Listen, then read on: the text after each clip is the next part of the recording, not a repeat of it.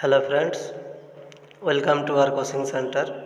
आपनालोके जदि এই চেনেলটোত নতুনকৈ আহিছে তেনেহলে চেনেলটোক সাবস্ক্ৰাইব কৰিব আৰু ভিডিঅটো প্ৰথমৰ পৰা শেষলৈকে চাব। অসমৰ বিভিন্ন প্ৰতিযোগিতামূলক পৰীক্ষাৰ কাৰণে বিভিন্ন গুৰুত্বপূৰ্ণ কোৱেশ্চন এই চেনেলটোত আলোচনা কৰা হয়।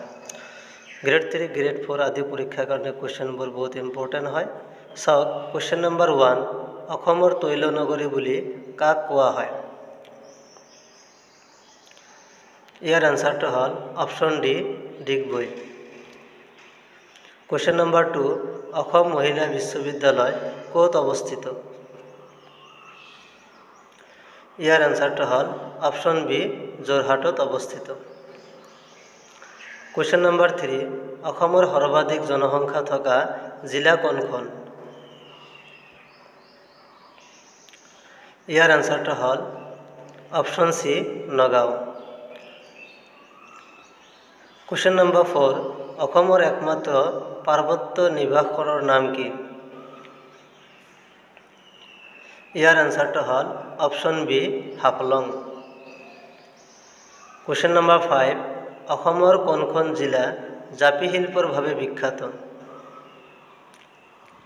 ইয়াৰ আনসাৰটো হল option C, Nalbari. Question number 6, Khorikatia আৰু মেটেকা আলি কাৰ ৰাজত্বকালত নিৰ্মাণ কৰা হৈছিল? ইয়াৰ আনসাৰটো হল option A, Rudrasingha.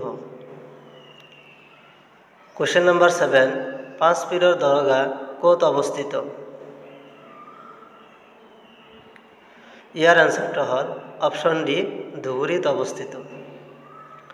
Question number 8, অসমৰ স্বাধীনতা আন্দোলনৰ প্ৰথম শ্বহীদ কোন? কুৱেশ্যনটো বহুত ইম্পৰ্টেণ্ট হয়। ইয়াৰ আনসাৰটো হল অপশন সি, পিয়লি ফুকন।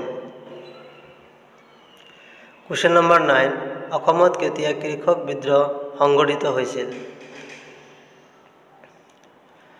ইয়াৰ আনসাৰটো হল অপশন সি, 1861 চনত। Question number 10, east India company কেতিয়া প্ৰতিষ্ঠা হৈছিল? ইয়াৰ আনসাৰটো হল অপশন সি, 1600 চনত।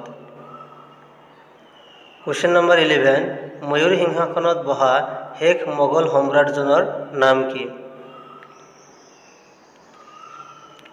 ইয়াৰ আনসাৰটো হল option D, Mohammad Shah. Question number 12, Jakarta কোন দেশৰ ৰাজধানী হয়? ইয়াৰ আনসাৰটো হল option D, Indonesia. Question number 13, কোনটো ঠাইক ভাৰতীয় ফুটবলৰ মক্কা বুলি জনা যায়? ইয়াৰ আনসাৰটো হল option B, Kolkata. Question number 14, খৰিকাজৰ কবি বুলি কাক জনা যায়? ইয়াৰ আনসাৰটো হল অপশন এ, ভৱানন্দ ৰাজখোৱা।